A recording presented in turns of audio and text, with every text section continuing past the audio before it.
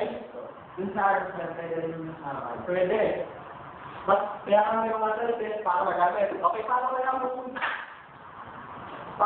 po pag-direct? Sa paa. Nakagalaw, sir.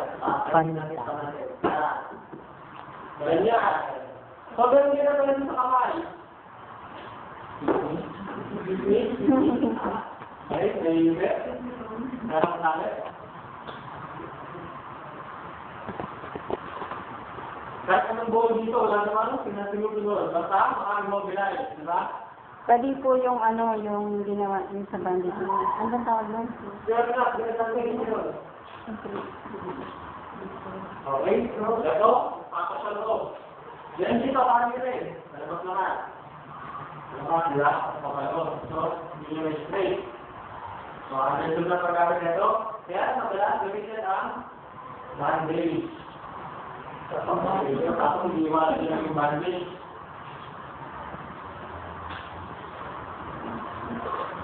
Ako magagamit na ba yung splinting mamaya? Magagamit yung splinting mamaya? So, saan pa ginagamit yung splinting? Tapos pa ganyan ang lebisin ko.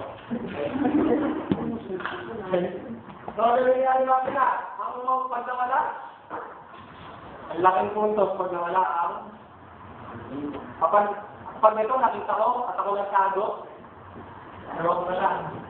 Papaharap sa inyo, iba na akong gusto ko.